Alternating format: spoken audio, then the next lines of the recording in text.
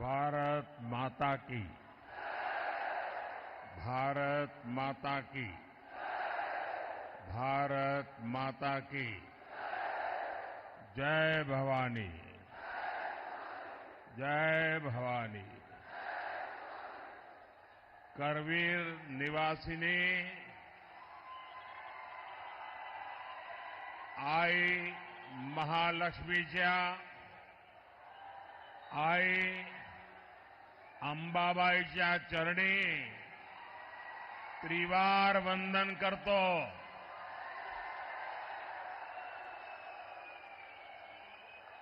तमाम कोल्हापूरकरांना माझा नमस्कार।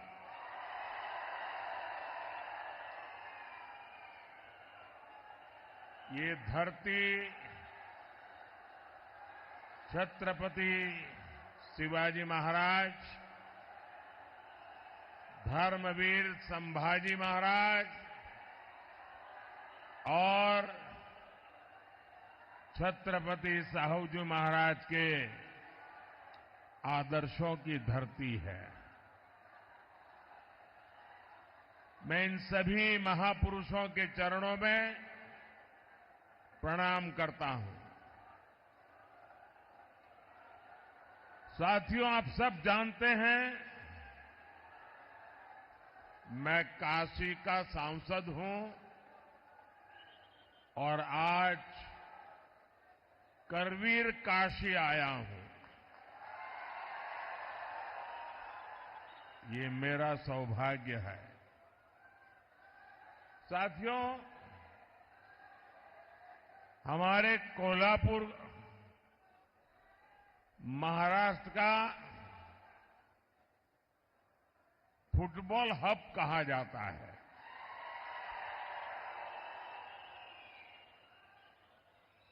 फुटबॉल यहां के युवाओं में बहुत पॉपुलर है और आपको अगर फुटबॉल की भाषा में मैं बताऊं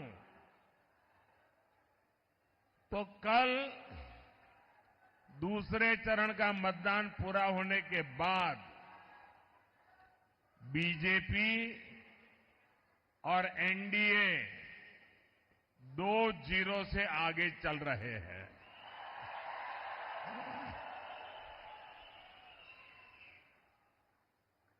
कांग्रेस और इंडी अलायंस ने देश विरोधी और नफरत की राजनीति के 2 सेल्फ गोल कर लिए हैं और इसलिए ये पक्का हो गया है फिर एक बार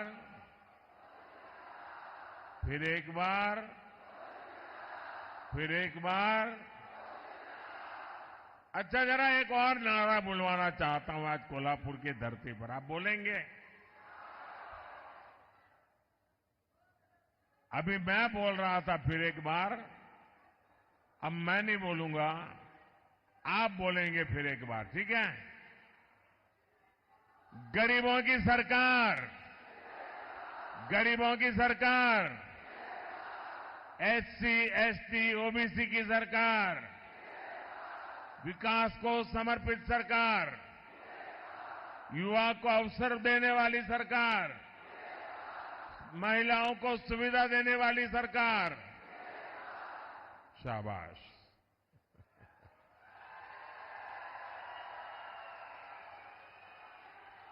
भाई और बहनों,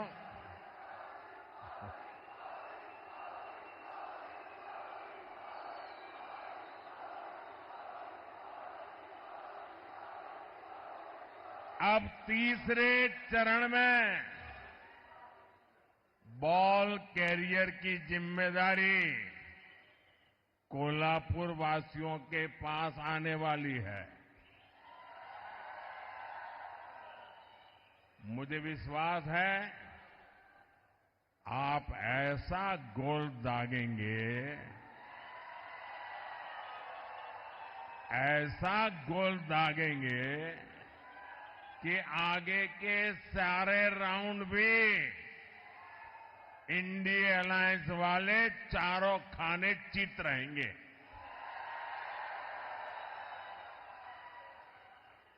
क्योंकि ये पूरा देश जानता है, जगत भारी कोल्हापुरी, जगत भारी।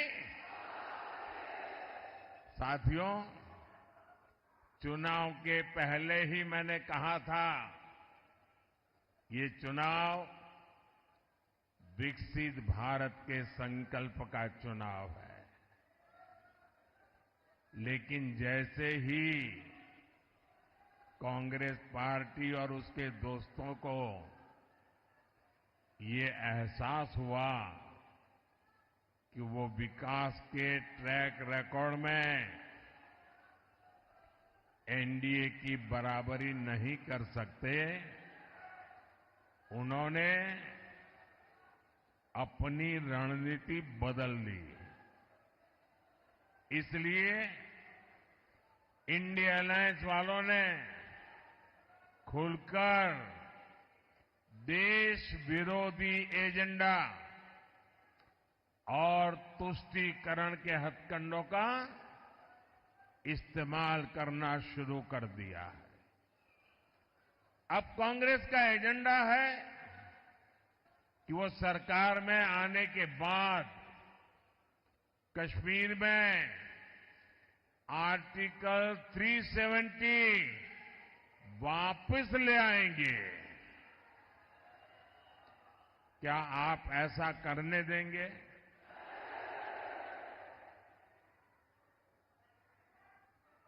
अब किसी में हिम्मत है कि मोदी के इस कदम को पीछे हटा सके? ये लोग कह रहे हैं कि इनकी सरकार बनी तो ये लोग सीएए कानून रद्द कर देंगे। क्या ये देश उनको करने देगा? और अगर करने जाएंगे तो उनकी हालत क्या होगी, उनको पता है क्या? अब आप मुझे बताइए, जिन लोगों के 3 अंकों में लोकसभा सीट जीतने के लाले पड़े हो, क्या ये इंडिया अलायंस वाले सरकार के दरवाजे तक भी पहुंच सकते हैं क्या? और उनका तो हाल ये है जी, वो ऐसी फॉर्मूला बना रहे, 1 साल 1 पीएम, ये फॉर्मूला निकालने में लगे हैं। अगर 5 साल मौका मिले तो 5 प्रधानमंत्री। अब इनको इसकी आदत हो गई। कर्नाटका में भी अभी सरकार बनी, उनकी पार्टी, उनका विजय। फॉर्मूला क्या? 2.5 साल 1 मुख्यमंत्री, 2.5 साल के बाद जो डिप्टी सीएम है वो मुख्यमंत्री। ये खेल खेल रहे। इन्होंने छत्तीसगढ़ में फॉर्मूला बनाई थी, 2.5 साल 1 मुख्यमंत्री, दूसरे 2.5 साल दूसरा मुख्यमंत्री। उन्होंने राजस्थान में फॉर्मूला बनाई थी, 2.5 साल 1 मुख्यमंत्री, दूसरे 2.5 साल। और हुआ क्या? ये फॉर्मूला निकालने वाले लोग 5 साल में 5 प्रधानमंत्री देश पर थोपने के सपने देखने वालों को ये देश कभी भी सहन करने वाला नहीं है। और इसलिए ये लोग देश पर गुस्सा उतार रहे हैं। कर्नाटका और तमिलनाडु में कांग्रेस और इंडिया अलायंस के लोग क्या भाषण कर रहे हैं? दक्षिण भारत को तोड़कर अलग देश बनाने की मांग कर रहे हैं। आप मुझे बताइए, अहद पेशावर, अहद पेशावर तहत तंजावर, हिंदवी स्वराज्य।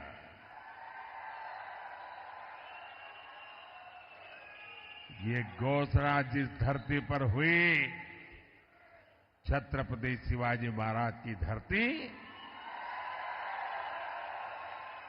क्या कभी भी कांग्रेस के ऐसे एजेंडे को स्वीकार करेगी क्या? इन्हें जवाब मिलना चाहिए। मिलेगा कि नहीं मिलेगा? तगड़ा जवाब मिलेगा। साथियों, अयोध्या में राम मंदिर का 500 साल पुराना सपना पूरा हुआ।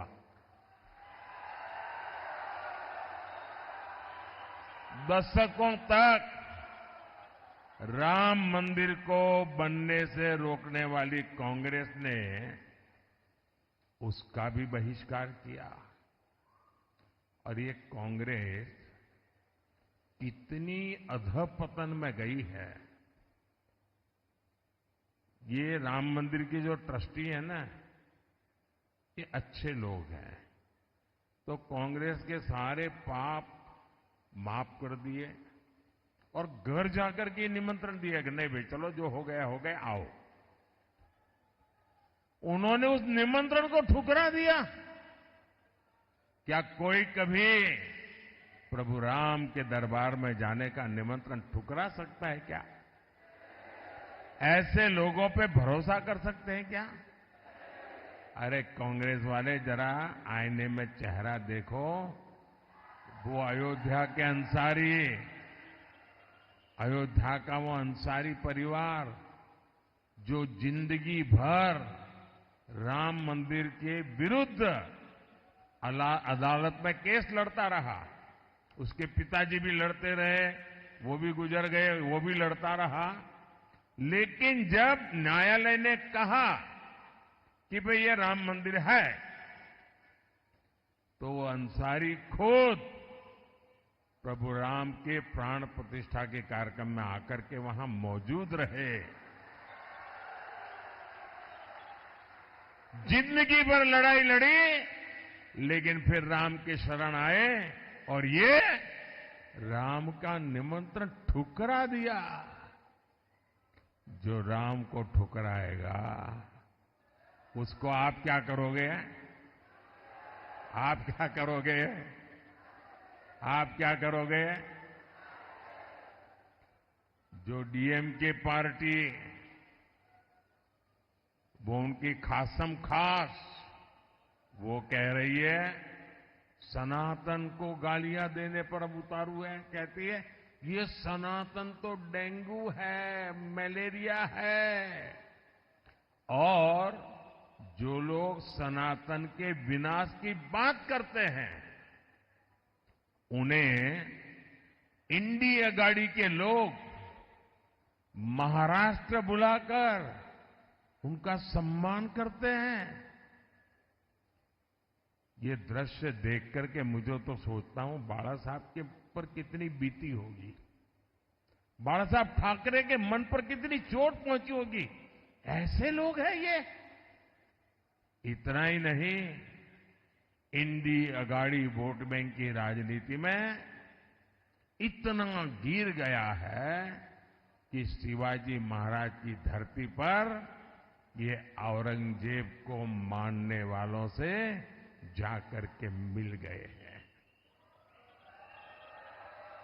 नकली शिवसेना इन सब एजेंडों में इन लोगों के साथ कंधे से कंधा मिलाकर चल रही है। आज बाला साहब ठाकरे होते तो इनकी ये हरकतें बहुत दुखी करती, और आज भी उनकी आत्मा जहां भी होगी सबसे ज्यादा दुखी उनके इन कारनामों से होती होगी। साथियों, तुष्टीकरण और वोट बैंक की राजनीति करने वालों की नजर अब लोगों की कमाई और दलित पिछड़ों के आरक्षण पर पहुंच गई है। कांग्रेस के शहजादे, उन्होंने घोषणा की है कि वो आपकी संपत्ति की, महिलाओं के गहने और सोने चांदी की जांच करवाएंगे। आपकी कमाई को कांग्रेस उन लोगों में बांटेगी जिनका ये देश पर पहला हक है, ऐसा बताते हैं। तुष्टीकरण के लिए कांग्रेस किसी भी हद तक गिर सकती है। साथियों, कांग्रेस ने एक और ऐसी घोषणा की है जो महाराष्ट्र के हर मतदाता को जानना जरूरी है। कांग्रेस ने ऐलान किया है कि आप जीवन भर जो कमाएंगे, अपने बच्चों के लिए जो कुछ भी जोड़ते रहेंगे, वो पूरा का पूरा आपके संतानों को नहीं मिलेगा। आज आपके पास गाड़ी है तो आप अपने बेटे को दे सकते हैं, घर है दे सकते हैं, खेत हैं दे सकते हैं। ये कांग्रेस के शाहजादे फॉर्मूला लाए हैं। आपके न रहने के बाद आपकी पैतृक कमाई में से आधा हिस्सा कांग्रेस इनहेरिटेंस टैक्स लगाकर वसूल करना चाहती है। क्या आप अपनी मेहनत करके जो कमाई की है, पाई पाई बचाई है बच्चों के लिए, क्या उससे आप लूटने देंगे क्या? ये कांग्रेस की सरकार जो सपने देखती है उसको पूरा होने देंगे क्या? साथियों, महाराष्ट्र बाबा साहब आंबेडकर, छत्रपति साहू जी महाराज, ज्योतिबा फुले की धरती है। महाराष्ट्र की यह धरती सामाजिक न्याय का प्रतीक है, लेकिन कांग्रेस और इंडिया अघाड़ी ने सामाजिक न्याय की हत्या करने की भी ठान ली है। हमेशा बाबा साहब का अपमान करने वाली कांग्रेस अब दलितों, पिछड़ों के आरक्षण पर डाका डालने की तैयारी में है। कांग्रेस महाराष्ट्र समेत पूरे देश में आरक्षण का अपना कर्नाटका मॉडल लागू करना चाहती है। और ये कर्नाटका मॉडल क्या है?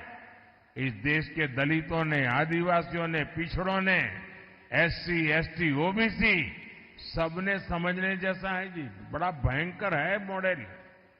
कर्नाटका में कांग्रेस सरकार ने ओबीसी कोटे में जो 27% आरक्षण है वो मुसलमानों को देने के लिए उन्होंने क्या किया? रातों रात एक कागज पे थप्पा मार करके सभी मुसलमानों को ओबीसी बना दिया, रातों रात। और इसके कारण वो ओबीसी का जो कोटा था उसके हकदार बन गए, और जो ओबीसी को मिलता था वो पूरा का पूरा उन्होंने लूट लिया। भाइयों, अब ये फॉर्मूला ये पूरे देश में लागू करना चाहते हैं। आप करने देंगे क्या? करने देंगे क्या? 2012 में इंडी गठबंधन की सरकार ने ये कोशिश की थी, तब ये सफल नहीं हो पाए थे। इसलिए अब कांग्रेस संविधान बदलकर दलित, पिछड़ों का आरक्षण धर्म के नाम पर बांटना चाहती है। ओबीसी के आरक्षण पर यह डाका क्या कभी कोई बर्दाश्त कर सकता है क्या? आप बर्दाश्त कर सकते हैं क्या? आप स्वीकार कर सकते हैं क्या? जिन लोगों ने कर्नाटका में पिछड़ों का आरक्षण छीना है, उन्हें देश में एक इंच भी सफलता नहीं मिलनी चाहिए, अवसर नहीं मिलना चाहिए। साथियों, कांग्रेस और इंडिया अघाड़ी का एक ही एजेंडा है, सरकार बनाओ, नोट कमाओ। लेकिन हमने इन 10 वर्षों में समस्याओं के स्थायी समाधान के लिए काम किया। एनडीए ने युवाओं और महिलाओं को केंद्र में रखकर काम किया। एनडीए ने आत्मनिर्भर भारत अभियान चलाया ताकि देश में उद्योग बढ़े। एनडीए ने स्टार्टअप इंडिया अभियान शुरू किया ताकि युवाओं को ज्यादा अवसर मिले। आज स्टार्टअप्स के मामले में भारत दुनिया में तीसरा सबसे बड़ा देश है। आज दुनिया में दूसरे नंबर पर सबसे ज्यादा मोबाइल फोन बनाने वाला भारत है। यानी जिस युवा को कांग्रेस ने नौकरी और रोजगार के लिए तरसा दिया था, भारत का वो युवा अब दुनिया की अर्थव्यवस्था को दिशा दे रहा है। अगले कार्यकाल में भाजपा एनडीए युवाओं को और ज्यादा अवसर देने के लिए प्रतिबद्ध है। इसलिए भाजपा ने घोषणा की है कि मुद्रा योजना के तहत अब 10 लाख के बजाय 20 लाख रुपए का लोन दिया जाएगा, बिना गारंटी दिया जाएगा। अगले 5 साल में हमारी सरकार इंफ्रास्ट्रक्चर पर रिकॉर्ड निवेश करेगी। इससे भी युवाओं के लिए रोजगार के नए अवसर बढ़ेंगे। साथियों, विकास में महिलाओं की भागीदारी विकसित हो और विकसित भारत की एक गारंटी है। इसलिए महिलाओं के लिए अवसर, उनकी सुरक्षा, ये मोदी की गारंटी है। पहले जिन सेक्टर्स में महिलाओं के काम करने की पाबंदी थी, मोदी ने उस पाबंदी को खत्म कर दिया। हमारी सरकार ने रोजगार मेलों के जरिए सरकारी नौकरी में लाखों भर्तियां की है। इससे सरकारी नौकरियों में भी महिलाओं की भागीदारी बढ़ी है। महाराष्ट्र में, यहां कोल्हापुर में सहकारी समितियों में महिलाओं की बहुत बड़ी भूमिका है। हमारी सरकार ने पहली बार अलग सहकारी मंत्रालय बनाया। हमने महिलाओं को आर्थिक रूप से मजबूत बनाने के लिए सेल्फ हेल्प ग्रुप का एक बड़ा आंदोलन खड़ा किया। इसी का नतीजा है कि पिछले 10 साल में 10 करोड़ महिलाएं सेल्फ हेल्प ग्रुप से जुड़ी हैं। यहां महाराष्ट्र में भी पिछले 10 वर्षों में सेल्फ हेल्प ग्रुप से जुड़ी महिलाओं को हजारों करोड़ रुपए की मदद दी गई है। अब हमारी सरकार सेल्फ हेल्प ग्रुप की 3 करोड़ महिलाओं को लखपति दीदी बनाने का संकल्प लेके काम कर रही है। साथियों, आज यही नारी शक्ति जब मोदी का सुरक्षा कवच बनकर खड़ी है, तो कांग्रेस वालों की जरा तकलीफ ज्यादा ही बढ़ जाती है। और आप भूलिएगा नहीं, वीरांगना ताराबाई के देश में कांग्रेस के युवराज शक्ति का विनाश करने की बातें करते हैं। साथियों, कोल्हापुर विकास और विरासत की संभावनाओं से भरा क्षेत्र है, लेकिन इंडी अगाड़ी की सरकारों ने इस क्षेत्र की इतनी उपेक्षा की। आज केंद्र की एनडीए सरकार और मुख्यमंत्री एकनाथ शिंदे जी, देवेंद्र फडणवीस और भाई अजीत पवार की सरकार कोल्हापुर के विकास के लिए दिन रात काम कर रहे हैं। मुंबई बेंगलुरु हाईवे के विस्तार का काम तेजी से चल रहा है। शक्तिपीठ एक्सप्रेसवे के जरिए महाराष्ट्र का एक बड़ा हिस्सा आधुनिक कनेक्टिविटी से जुड़ने जा रहा है। हमने कोल्हापुर और क्षेत्र के नई ट्रेनें दी है और भविष्य में यहां वंदे भारत ट्रेनें भी चलेगी। हमने कोल्हापुर वैभववाड़ी रेलवे लाइन को मंजूरी दी है, जिससे कोंकण क्षेत्र की कनेक्टिविटी और बढ़ेगी। कोल्हापुर एयरपोर्ट के लोकार्पण का सौभाग्य भी मुझे ही मिला है। भाई और बहनों, इस क्षेत्र में अंबाबाई शक्तिपीठ का आशीर्वाद प्राप्त है। आने वाले समय में अच्छी सड़कों और सुविधाओं के कारण लाखों भक्त अंबाबाई के दर्शन करने आएंगे। यहां उद्योग, व्यापार और पर्यटन से जुड़े अवसर पैदा होंगे। आप मुझे बताइए, मोटा कमीशन न मिलने तक फाइलों को दबाकर बैठने वाले लोग, याकूब मेनन की कब्र को संवारने वाले लोग, उनसे आप कोल्हापुर का, महाराष्ट्र का भाग्य बदलने की उम्मीद कर सकते हैं क्या? ये लोग महाराष्ट्र को आगे लेकर जा सकते हैं क्या? साथियों, 7 मई को महाराष्ट्र और देश का भविष्य तय करने के लिए एक बड़ा अवसर आ रहा है। मेरा आप सबसे अनुरोध है कि कोल्हापुर से एनडीए के उम्मीदवार भाई संजय मांडलिक जी और हाथकणंगले से धैर्यशील माणे जी, इनके पक्ष में भारी संख्या में मतदान करके मोदी के हाथ मजबूत कीजिए। आप इनको जो वोट देने वाले हैं ना, वो वोट सीधा सीधा मोदी को जाने वाला है।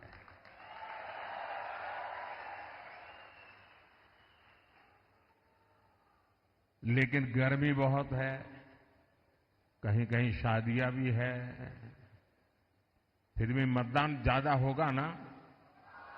आप घर घर जाएंगे, मतदाताओं को जगाएंगे, आप पोलिंग बूथ जीतेंगे, मतदान के पुराने सारे रिकॉर्ड तोड़ेंगे, पक्का? अच्छा, मेरा एक काम करेंगे, ये मेरा पर्सनल काम है, करेंगे? जरा हाथ ऊपर करके बताइए, करेंगे? करेंगे? मेरा एक काम करना,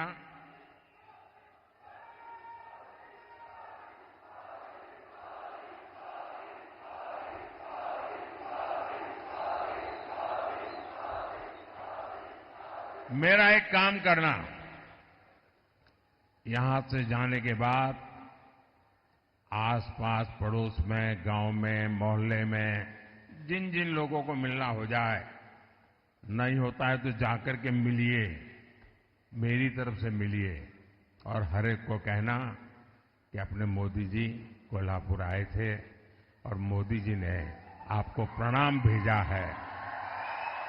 घर घर मेरा प्रणाम पहुंचा देंगे।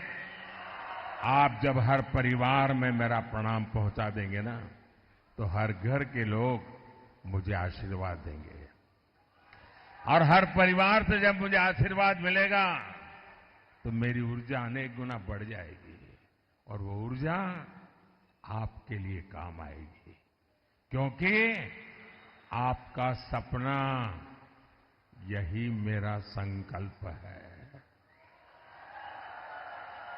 मेरा पल पल आपके नाम है, मेरा पल पल देश के नाम है। और इसलिए भाइयों बहनों, मैं प्रण लेकर के चला हूं 24/7 फॉर 2047। ये प्रण लेकर के निकला हूं, आपके लिए निकला हूं, और इसलिए मुझे पल पल आपके आशीर्वाद की जरूरत है। मेरे साथ बोलिए, भारत माता की, भारत माता की, भारत माता की। बहुत बहुत धन्यवाद।